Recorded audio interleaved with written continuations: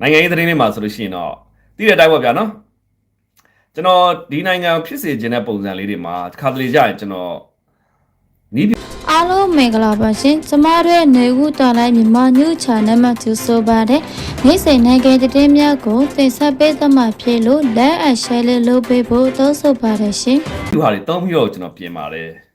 ်ဒါမဲ့လည်းဘလို့မှပြင်လို့မရတဲ့တမရယူကထိတ်တန်းပါနော်တွေ့ကက်နေတဲ့ခါကျတော့ကျွန်တော်တို့နိုင်ငံအတွက်သူ့ကိုကျွန်တော်မုန်းခြင်းမရှိဘူးသူတမရယာတို့ယူသွားလို့ဘာမှမုန်းခြင်းမရှိဘူးချစ်ချင်းလည်းမရှိဘူးနော်ကောင်းရင်ပေါ့လေနော်အဲ့တော့သူတမရယာတို့ယူသွားတဲ့အတွက်ကြောင့်မို့လို့အကောင်းဆိုးကြည့်တဲ့အခါမှာအစိုးရတအားကိုများနေတယ်အဲ့ဒါကြောင့်မို့လို့ကျွန်တော်အားလုံးသိကြမှာပါခင်ဗျားတို့ကျွန်တော်တို့တိတ်ခါလောင်းခဲ့ပူပါတယ်သူသာတမရယာတို့ယူခဲ့လို့မယ်ဆိုလို့ရှိရင်နော်ခင်ဗျားတို့ကိုကျွန်တော်တောင်းပန်မယ်သူတမရယာတို့ကိုယူလို့သူတမရယာတို့ယူတာအကယ်၍မယူခဲ့ဘူးဆိုလို့ရှိရင်ခင်ဗျားတို့ကျွန်တော်နိုင်တယ်ဆိုပြီးတော့ကျွန်တော်ဘာကြောင့်မို့လို့ဒီလောင်းကစားပွဲကိုလုပ်ခဲ့တာသိလားအဓိကအကြောင်းရင်းကတော့သူတမရယာတို့လုံးဝကျွန်တော်မယူစေချင်ဘူးယူလို့ရှိရင်အခုလက်ရှိကြုံနေတဲ့နိုင်ငံရေးဟာကြုံလာမှဆိုကျွန်တော်ကလုံးဝသိနေတယ်အခုဆိုကြည့်ဗျာအာဆီယံကနေပြီးတော့လည်းအတိမတ်မပြုဘူးအဲ့တော့ ASEAN လို့ခေါ်တဲ့မြန်မာအရေးကျွမ်းကျင်သူတွေပေါ့ဟိုတုန်းကမြန်မာနိုင်ငံကိုလာပြီးတော့ဗျာဟိုဘယ်လိုခေါ်မလဲဆိုလို့ရှိရင်မြန်မာအရေးတွေဆောင်ရွက်ဖူးတဲ့နိုင်ငံတကာယာတုကြီးခဲ့တွေပေါ့သူတို့တွေရဲ့နောက်ထပ်စားသဖြင့်ပေါ့မြန်မာအရေးကျွမ်းကျင်သူတွေကလည်းလုံးဝဒီဦးမြောင်လိုက်အစိုးရအတိမတ်မပြုဖို့ရွေးကောက်ပွဲအတိမတ်မပြုဖို့ဒါတွေဖြစ်လာမယ်ဆိုတော့ကျွန်တော်ကြိုမြင်တယ်ကြိုမြင်တဲ့အတွက်ကြောင့်မို့လဲသူ့ကိုတမန်လုံးဝမဖြစ်စေချင်ဘူးနိုင်ငံအတွက်နော်နိုင်ငံအတွက်ပြည်သူအတွက်မဖြစ်စေချင်တာအဲ့ဒါကြောင့်မို့ကျွန်တော်တမင်တကာဒီကိစ္စကိုပြည်သူတွေကြားထဲမှာပွက်လို့ရိုက်အောင်လို့ဆိုပြီးတော့ဒီကိစ္စလေးကျွန်တော်အလောင်းကြီးစားကြီးလုပ်တယ်ဆိုတာကျွန်တော်တနည်းအားဖြင့်နိုင်ငံရေးကစားကွက်တစ်ခုပါနော်တမင်တကာကိုကျွန်တော်ကစားခဲ့တယ်ကစားခဲ့သီးလျောက်လဲအဲ့ဒီကိစ္စဟာဟိုးလင်းတဲ့ကြော်နဲ့ကျွန်တော်တို့ဒီပေါ့စက်တက်ထောက်ခံအတိုင်းဝိုင်းအနီးအတိုင်းဝိုင်းအစိမ်းအတိုင်းဝိုင်းတော်လိုင်းအတိုင်းဝိုင်းဒီအတိုင်းဝိုင်းတွေအားလုံးကြားထဲမှာလုံးဝခရက်အကြီးကြီးပုံစံမျိုးရိုက်သွားတော့ဗျာနော်ဖြစ်စေချင်တာကျွန်တော်နိုင်ငံကိုကောင်းစေချင်တာပါဘာကြောင့်လဲဆိုတော့ကျွန်တော်သိနေတာတခုကဘာလဲဆိုတော့သူဟာကျွန်တော်တို့အမတ်ကြီးဥပေါ်ဦးပေါ့ဗျာနော်ဥပေါ်ဦးနဲ့ပုံမြင်လေးတဲ့လို့ပေါ့ဗျာနော်ဘီမင်းကြီးကတခါတည်းငှက်ကလေးတစ်ကောင်ကောက်ကန်လိုက်တယ်ငှက်ကလေးကငှက်သားပေါက်ကလေးပေါ့ကောက်ကန်ဟေးပေါ်ဦးပေါ့ဒီငှက်ကအသေးလားရှင်လားဆိုလိုချင်တာကတော့ तू ကအသေးလို့ပြောလို့ရှိရင်လေဘယ်လိုခေါ်မလဲဆိုလို့ရှိရင်တစ်ဖက်ကလှုပ်ပေးလိုက်လို့ရတယ်ရှင်ဖြစ်သွားမယ်တစ်ဖက်ကအရှင်လို့ပြောလို့ရှိရင် तू ကလက်ကလေးတစ်ချက်ညစ်တာငှက်ကသေးပြီအဲ့တော့အသေးလည်းပြောလို့ရတယ်အရှင်လည်းပြောလို့ရတဲ့အချိန်တွေမှာဥပေါ်ဦးကဘာလုပ်လဲဆိုတော့တခါတည်းဟို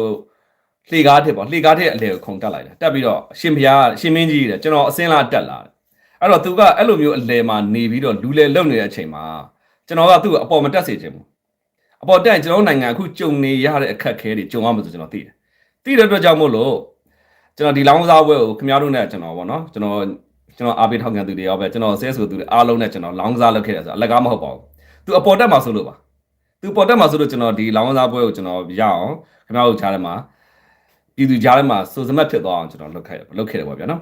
လုပ်ခဲ့သူအပေါ်တက်မှာဆိုတော့သိနေတယ်မတက်အောင်လို့ကိုပေါ့နော်သူတမရယူတာပါဆိုတာကိုသူ့ကိုသူပေါ့နော်ရှက်တက်လာအောင်ကျွန်တော်အနေနဲ့ပြောဒါမှဒီလူကရှက်ကြောကိုမရှိတာတနည်းအားဖြင့်ပြောမယ်ဆို without တမရ without တောက်ရှက်ဆိုတာပုံစံမျိုးဖြစ်နေတာအဲ့တော့နိုင်ငံအခုကြုံတွေ့နေတဲ့ပြဿနာတွေအကြီးကြီးတွေပဲအခုသူညီးနေရပြီလေသူ့ကိုရွေးကောက်ပွဲကတင်မြောက်လိုက်တယ်ပေါ့နော်နိုင်ငံတကာအသိမှတ်မပြုဘူးလို့စီးပွားရေးအသိမှတ်မပြုဘူးဆိုတော့သူညီးနေရပြီဒါမျိုးညီးရမယ်ဆိုတာကိုမောင်ခမရအစောကြီးတဲ့ကြိုတိအတွက်ကြောင့်မလို့မဖြစ်အောင်လို့လူထုနဲ့ပေါင်းပြီးတော့ပြည်သူနဲ့ပေါင်းပြီးတော့ခမရသိအောင်လို့တမင်ကလှုံ့ဆော်ခဲ့တာဖြစ်တယ်လှုံ့ဆော်သီးလျောက်ပေါ့နော်ခမရတို့ကျွန်တော် YouTuber တွေဟလာစားတဲ့ဖြစ်ပေါ့ RC David တို့လို့စားတဲ့နာမည်ကြီးတွေပေါ့ဗျာနော် online ဒီ YouTube ဆယ်လီကြီးတွေပေါ့သူတို့တွေကလည်းပြန် share ပြီးတော့ဒီကိစ္စလေးတွေကိုပြည်သူတွေကြားထဲမှာကျေပြန့်လာအောင်သိလာအောင်လုပ်ပေးခဲ့တယ်ကျေးဇူးလည်းတင်ပါတယ်နော်ကျွန်တော်ဒါတွေအတွက်ကျွန်တော်တို့သူတို့ကျေးဇူးတင်ရမှာပါကျွန်တော်တို့တွေရဲ့စကားလုံးတွေပိုပြီးပြန့်နှံ့လာတာလေRC David တို့နောက်ထပ်ရှိပါသေးတယ်တခြားပေါ့ဟိုဆယ်လီတွေပေါ့အများကြီးပါပဲเนาะကိုနောက်တစ်ခုကကိုစီတို့စသဖြင့်ပေါ့เนาะသူတို့တွေရဲ့ပြန်လဲ share မှုတွေ reaction လုပ်မှုတွေကစပြီးတော့ကျွန်တော်တို့လည်းသူတို့ကျေးဇူးတင်ရပါတယ်သူတို့ကကျွန်တော်တို့ဂျာမှာဝင်းပါပဲကျွန်တော်တို့ကလည်းကျွန်တော်တို့ရဲ့ user လေးတွေကိုပြည်သူသိစေချင်တယ်သူတို့တွေကလည်းပြန် share ရပေးတယ်စသဖြင့်ပေါ့အဲ့တော့အဲ့ကိစ္စလေးကလုံးဝကိုကြရက်ရိုက်သွားတယ်နောက်ထပ်ကျွန်တော်ဗမာလဲဆိုတော့စပြီးကျွန်တော်တောင်းမှလိုက်တာလဲဘာမှမဟုတ်ဘူးလွတ်တော်ထဲမှာ လွတ်တော်ထဲမှာမဲထဲမဲ့ပြည်သူတွေပေါ့မဲထဲမဲ့ဒီပြည်သူကိုယ်စားလှယ်တွေပါဆိုတဲ့ပုံကိုယ်တွေပေါ့ဒီပုံကိုယ်တွေအတွေးခေါ်မှာအသိဉာဏ်ဝင်သွားအောင်လို့ဆိုပြီးတော့ကျွန်တော်အဲ့ဒီသမရမရွေးခင်ရက်အနေငယ်လို့မှကျွန်တော်တောင်းပန်တဲ့ဗီဒီယိုဖိုင်ကိုကျွန်တော်တင်လိုက်တယ်နော်ဆိုတော့ကျွန်တော်ကပြည်သူတွေကိုကျွန်တော်တောင်းပန်တယ်ခင်ဗျားတို့တော်လိုင်းကိုကျွန်တော်တောင်းပန်တယ်သူဟာသမရယူလို့မနက်ကပွင့်နေပြောဒီကိစ္စကျွန်တော်ရဲ့ကစားပွဲလေးတစ်ခုဖြစ်ပြီးတော့သူ့ကိုသမရသူ့ကိုရှက်တက်လာအောင်နိုင်ငံအတွက်ပေါ့ဗျာနော်သူမလိုအပ်ဘူးဆိုတော့ကျွန်တော်သိလာအောင်ကျွန်တော်အနေနဲ့ဒီကစားပွဲလေးကိုကစားပြီးတော့ကျွန်တော်ဒါမျိုးလုပ်တယ်အဲ့ဒီချိန်မှာကျွန်တော်ကြည့်တာFacebook ပေါ်မှာဆိုလို့ရှိရင်ဒီဗီဒီယိုလေးကပြန့်နှံ့တယ်လို့တော်လိုင်းရေးတိုင်းဝိုင်းကြားထဲမှာပြန့်နှံ့သွားတယ်ထို့တူပေါ့ဗျာနော်ကျွန်တော်တို့ဒီ YouTube ဆယ်လီအတိုင်းဝိုင်းနော် TikTok ဆယ်လီအတိုင်းဝိုင်းကြားထဲမှာလည်းပြန့်နှံ့သွားတဲ့ပြင်ကို ARI Time ဆို ARI Time ကလည်းတင်တယ်ကြည့်ပါလေကျွန်တော်အမှလည်းလူဦးရေကြည့်ရှုသူဆိုရှင်တန်းကြော်ပါတယ်နော်တန်းလည်းကြော်အဲ့တော့ပြည်သူတွေကြားထဲမှာနိုင်ငံရေးလောကအတိုင်းဝိုင်းကြားထဲမှာရိုက်တော့တနည်းအားဖြင့်ကျွန်တော်ဘာကြောက်တာကိုလုပ်လဲလောက်ရအကြောင်းရဆောင်းကျွန်တော်ပြောကစားပွဲလေပေါ့ तू ကလှေကားအလေကနေပဲလူလေလောက်တာအစင်းလဲရတယ် तू ကအတက်လဲရတယ်အဲ့တော့ तू တက်မယ်ဆိုတော့ကျွန်တော်သိရတက်ရင်ကျွန်တော်နိုင်ငံဒုက္ခရောက်မယ်၅ပါးမောက်မယ်တန်ခါစင်မှာမောက်မယ်ဘာကြောင့်လဲဒီကိစ္စတွေအားလုံးရဲ့နိုင်ငံရဲ့ပြည်သူတွေရဲ့သွေးဆက်တွေအားလုံးကသူ့ရဲ့ပယောကအကြီးဆုံးပဲ तू သမရယူခဲ့တယ်ဆိုတဲ့ပုံစံဒီပေါ့ဗျာနော် तू အာနာကိုဝင်ထိန်းလိုက်တဲ့ချိန်ကနေစပြီးနိုင်ငံဟာကတောင်းကနင်းဖြစ်ပြီးတော့အခုချိန်ထိစစ်တက်လဲစစ်သားတွေပြည်သူတွေဘဝလဲ၅ပါးမောက်နော်ပြည်သူတွေဘဝလဲနောက်ထပ် PDF တွေလည်းသေစစ်သားလည်းသေကိုညီကိုအချင်းချင်းတွေပြန်ရိုက်တက်ခုတ်တက်နေရတဲ့ဘဝတွေရောက်ကောင်းတယ်အဲ့တော့ကျွန်တော်သူ့ကိုဘလို့နီးနဲ့မှသမရမဖြစ်စေချင်ဘူးနော်ဘာကြောင့်သမရဖြစ်လာလို့ရှိရင်ဒါမျိုးကိစ္စတွေရင်ဆိုင်ရမှာသိရတဲ့အတွက်ကြောင့်မို့လို့စားသဖြင့်ပေါ့အဲ့ဒီချိန်မှာ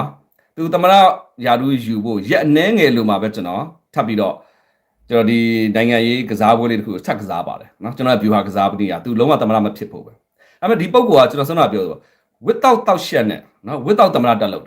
တက်လို့တဲ့ခါမှာတော့ကျွန်တော်နိုင်ငံခု၅ပါးမောက်နေပြီဘယ်ကားမှလည်းသိမှမပြဘူးအဲ့တော့အဲ့ဒီချိန်မှာ ARD ကလည်း share ပေးလိုက်တာတွေစသဖြင့်ပေါ့ဗျာနော် online ပေါ်မှာ online တစ်ခုလုံးမှာမကြရိုက်သွားပါတယ်ဒီလောက်ကြရိုက်သွားပြီးအော်တောင်းနေကျွန်တော်လောက်လုံနိုင်တဲ့သူရှိအောင်မလားကျွန်တော်ပြောတ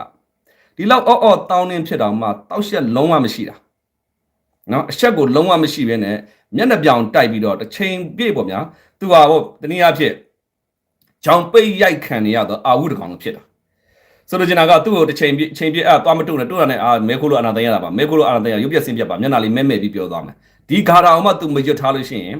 ်သူဟာတနည်းအားဖြင့်ကိုတော့လုတ်ကြံသွားလောက်တယ်ဘာကြောင့်လဲဆိုတော့မြန်မာနိုင်ငံရဲ့ဖြစ်ပျက်သမျှအရာတွေအားလုံးဟာသူ့ရဲ့ပယောကသူ့ရဲ့လုတ်ရက်ကြောက်ဆိုတာကိုသူကထင်ရှားဖြစ်သွားမှာဒါပေမဲ့ဒီဂါထာကိုသူရွတ်ရင်းနေပဲတနည်းအားဖြင့်အဲ့ဒီဂါထာပါလို့ဆိုရှင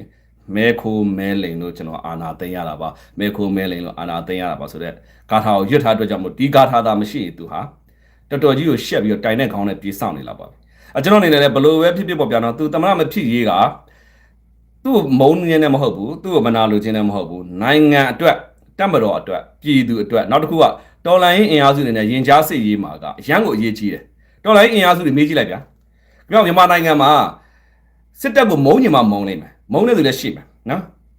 ်ဒါမဲ့တော့မုံဆိုခင်ဗျားတို့အမုံဆုံးကတော့ဦးမင်းအောင်လိုင်းလည်းမဟုတ်ဘူးလားဘ누구အမုံဆုံးလဲဗျာကျွန်တော်ချက်တော့ပြောပြပါမြန်မာနိုင်ငံမှာခင်ဗျားတို့ဘ누구အမုံဆုံးလဲအခုလက်ရှိပေါ့တော်လိုင်းအင်အားစုတွေကဟုတ်ပေါ့ဗျာနော်မြန်မာနိုင်ငံမှာခင်ဗျားတို့အာနာရှင်ကိုမုံရင်မုံလိမ့်မယ်ဘယ်လိုခေါ်မလဲအာနာရှင်ထက်ပိုဆိုတဲ့ဦးမင်းအောင်လိုင်းတေအောင်မုံကြလိမ့်မယ်ထင်တယ်ဒါကျွန်တော်မြင်ပေါ့ဗျာနော်မုံလားချစ်လားမုံလားဗျာဦးမင်းအောင်လိုင်းကိုခင်ဗျားတို့မြန်မာနိုင်ငံမှာထောက်ခံအားပေးချစ်ခင်ပါတယ်ဆိုတဲ့သူနဲ့ပေါ့နော်မုံတဲ့သူဘ누구ပုံများလဲနည်းနည်းလေးကျွန်တော်ပြောပြပါအောင်ရှောက်ရေးပြကျေးဇူးများတင်ပါတယ်ချစ်လားမုံလားနော်ကျွန်တော်ဒါလေးသိပြရစေနိုင်ငံအတွက်ပြည်သူတွေကျွန်တော်မှာခါကြရင်ကြရက်ရအောင်ကျွန်တော်မှာလောက်ရတာပါနော်မအလားပေါ့မုံတဲ့သူတယောက်တော့ပေါ်လာပြန်အာနာရှင်တစုကိုမုံနေကြတဲ့မုံတာတဲ့ယွန်းနာပြောမုံနာပေါ့ဗျာတဲ့ဘောမတွေကိုမုံနေတယ် MAL လက်မရောက်နိုင်ပေါ့တဲ့သူတို့အမုံဆုံးကတော့ခုဒီစစ်တမ်းမှာပဲကြည့်လိုက်ပါနော်စစ်တမ်းမှာဦးမင်းအွန်လိုင်းကိုမုံတာဆိုရှင်အကုန်လုံးကမုံနေရင်ကြားစီဘလို့သွားမလဲဗျလူတို့မုံတော့ခုံပြမအုပ်ခေါင်းကြီးရတမနာလဲယူအဲ့ဒါကိုဖြစ်မှာဆိုတော့ကျွန်တော်မှလေသိမလားခင်ဗျားတို့ဆဲတာတွေခင်ဗျားတို့ကျွန်တော်သိမလားဟာတာလို့ဟလောင်ပြောင်းတာကျွန်တော်ခိမဆိုင်ဘူးနိုင်ငံအတွက်ပြည်သူတက်မတော်အတွက်နော်အားလုံးရင်ကြားစီအတွက်သူ့ကိုမဖြစ်ဖို့အတွက်ကျွန်တော်အမျိုးပေါ့ဗျာနော်ကျွန်တော်နိုင်တဲ့စွမ်းအင်နော်လုံနိုင်တဲ့အတိုင်းအတာနဲ့ကျွန်တော်လုပ်ပါကြရက်တော်ရိုက်ပါတယ်နော်တော်ရိုက်တာမဟုတ်ပါဘူးအဲ့လောက်ထိကြရက်ရိုက်လဲအချက်ကိုလုံးဝမရှိဘူးသူတိလာအောင်ကျွန်တော်စူးစမ်းတယ်နော်အဲ့တော့အခုတော့နိုင်ငံဟာမဖြစ်မနေရင်ဆိုင်နေရပြီမဖြစ်မနေရင်ဆိုင်နေရပြီပိုးဆိုးပတ်သက်ရင်ဆိုင်နေရပြီ မုန်းတာပေါ့ဗျာတဲ့ကျွန်တော်တို့တရားလုံးဆိုမုန်းတယ်တရားလုံးကမုန်းတယ်ကြည့်အောင်အဲ့တော့ရင်ကြားစီဘလို့သွားမလဲပြည်သူကလည်းမုန်းနိုင်ငံတကာကလည်းမုန်းနော်တကဘာလုံးကလည်းမုန်းတော်ခံနေတဲ့ပုံကိုဟာသူ့ကြောင့်ねမြန်မာနိုင်ငံအခုအတိမအပြုတ်မခံရမှုတွေအခုလက်ရှိတက်လာတဲ့အစိုးရပေါ့ဗျာနော်တက်လာတဲ့အစိုးရကလည်းတခါတည်းဟိုသူ့မျက်နှာအရှိထားလိုက်တဲ့ခါကျတော့အကုန်လုံးအိုးမဲတုတ်ခံရတဲ့ဘဝတွေဖြစ်ကုန်ပြီနော်တပို့တဲ့အာဏာရှင်တွေကိုပါနော်တော်ဆိုးပါနော်ဦးမင်းအွန်လိုင်းကအပြောတစ်မျိုးအလုပ်တစ်မျိုးဟုတ်တယ်အဲ့တော့ကျွန်တော်သူ့ကိုချွေချင်းမုန်းခြင်းနဲ့ဆိုနိုင်ငံအတွက်ကြည့်ပြီးကျွန်တော်မှသူ့ကိုမဖြစ်အောင်လို့ကိုကျွန်တော်အကောင်းဆုံးကျွန်တော်လုပ်နိုင်တဲ့အတိုင်းအတာနဲ့ကျွန်တော်လုပ်ပါတယ်အလုပ်သီးလေးယောက်လည်းထိရောက်ပါတယ်နော်ဒါပေမဲ့လည်းသူကိုယ်တိုင်ကအရှက်မရှိအသိဉာဏ်မရှိတဲ့ခါကျတော့ဘလို့နီးနဲ့မှသူ့အမားကိုလည်းသူဝင်ခံမှာမဟုတ်ဘူးသူ့ရဲ့ဉာဏ်ဖြင်းမှုကြာရှုံးမှုတွေသူဝင်ခံမှာမဟုတ်ဘူးအဲ့တော့အခုချိန်ဒီသမရကိုယူနေပြီးတော့နောက်ထပ်ပေါ့ဗျာနော်သမရထပ်လုပ်ဖို့နှစ်ပေါင်းများစွာကြိုးစားအောင်ပါပါနော်ရှီကျင်းဖြင်တို့ကင်ဂျုံအန်တို့ဗလာဒီမီယာပူတင်တို့စသဖြင့်ပေါ့ရာသက်ပံသမရလုပ်ဖို့ကြိုးစားနေတဲ့ပုံစံမျိုးတွေထိနော်ဖြစ်နေတာလုံးဝလက်မခံအောင်နော်တော့ဆိုးပါလား